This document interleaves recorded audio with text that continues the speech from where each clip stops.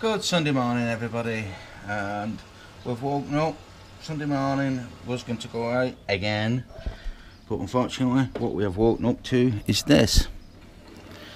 Don't know if you can see, miserable, horrible rain, and it's quite cold as well. So it looks like spring has not come early enough for us to go out. Grass is growing though.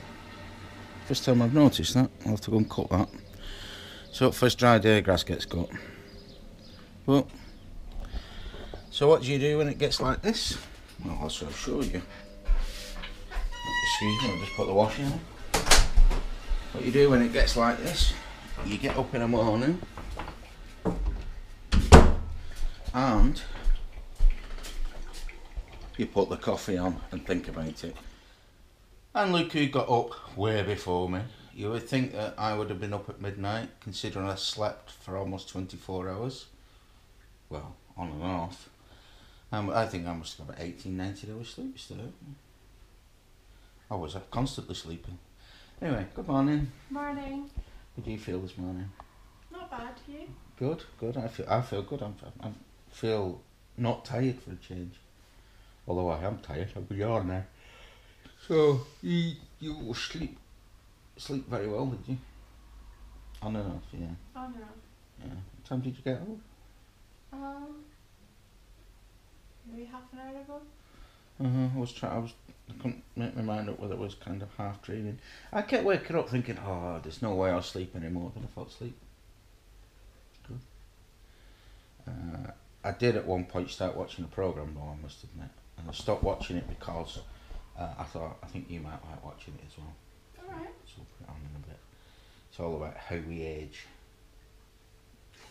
No, don't take it that way. It's all about how we age. It's an interesting. It's not one of them doctors, one of the twins.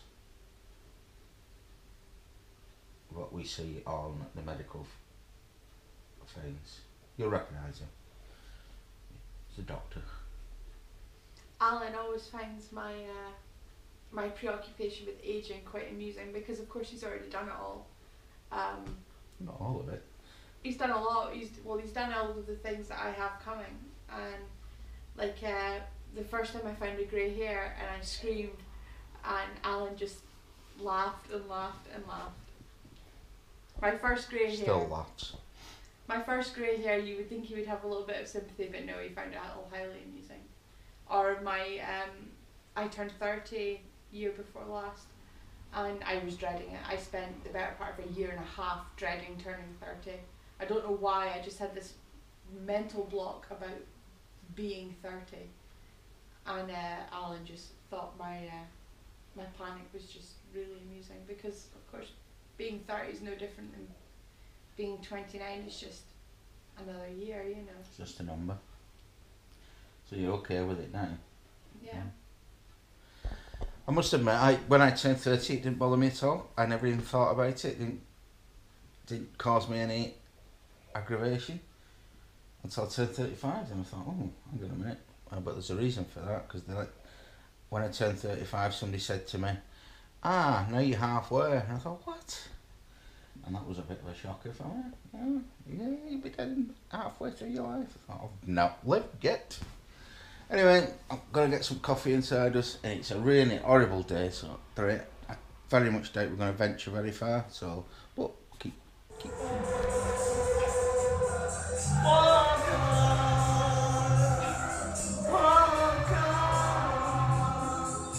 With hope in your heart, and you'll never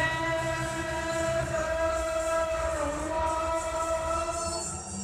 You never walk.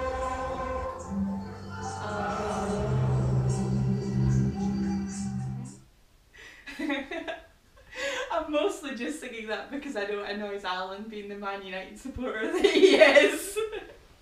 Okay, what we're going to do here now is a little bit of an experiment. This morning when I woke up, I don't know, 5, 6 o'clock, I started watching a bit of the BBC iPlayer, and I came across a little programme. And that programme is called, let me just get zoomed right in, How to Stay Young, episode 1, with Angela Rippon and Dr. Chris Van Tulkin investigates how much of the way we age is down to genetics and how much of it is down to the way that we live our lives. Now, because I started watching that and I got, I don't know, maybe quarter of the way through it, and they did a little bit of an experiment thing, which will become clear. I'm not going to explain it now. What I'm going to ask Michelle to do is stand on your bare feet, cross your legs, come away from the fireplace, cross your legs, come way away from the fireplace. Okay, cross your legs, and what I want you to try and do, without using your hands, is to sit down. Yeah? Just sit down. Without crossing your hands. Go on. That's it, perfect.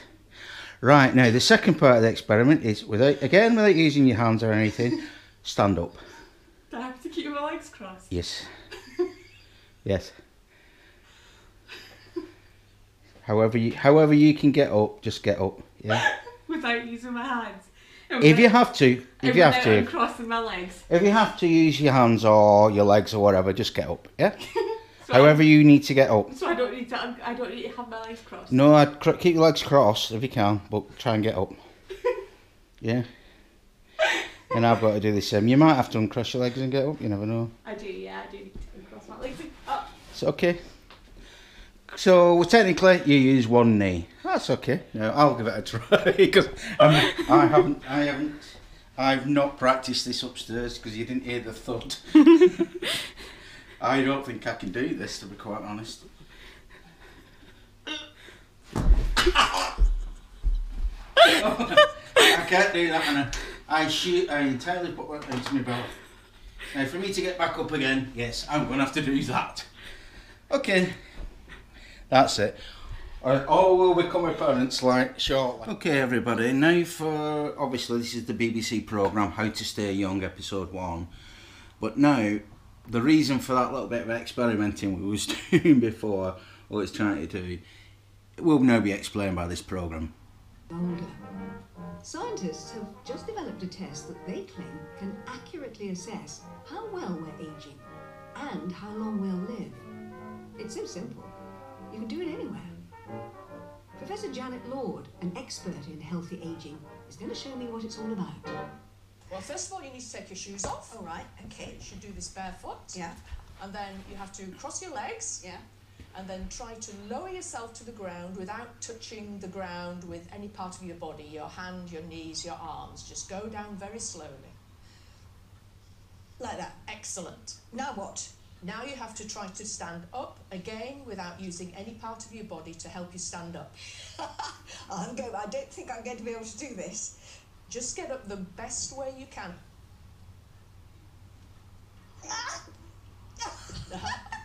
It's harder than you think. It is. You used a knee, but you're still very, very good for your age. But look, why does doing that, and what I just did, why does that tell you about what's going on with my body? You're showing how strong your muscles are, and without wobbling at all, you're showing how good your balance is. It's really telling us how well you're aging.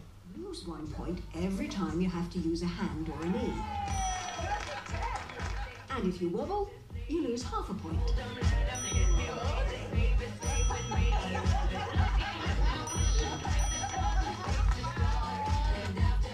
This Sit to Rise test came out of a recent Brazilian study.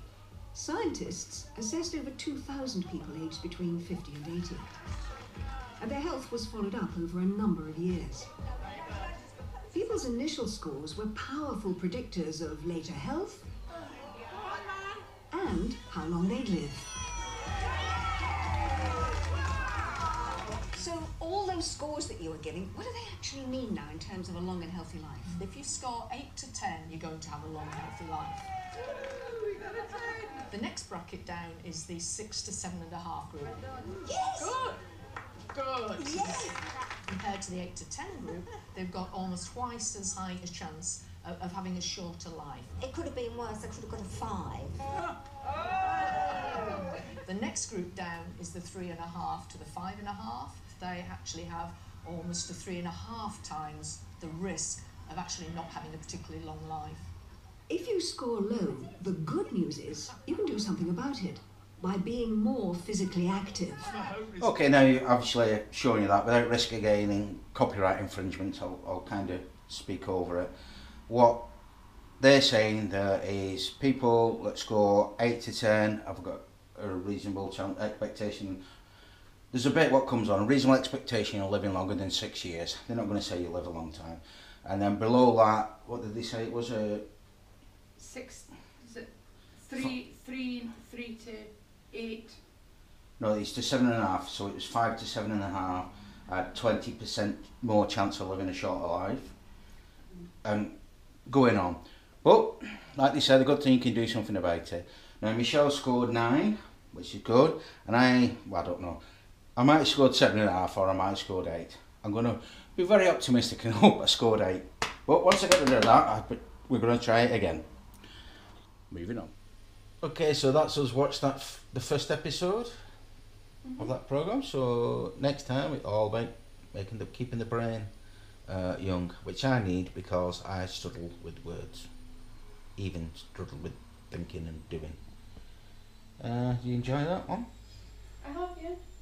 It's just nothing different to all the other programmes like that you see on the television. It's just not telling you anything different, but yeah, it's definitely worth a watch.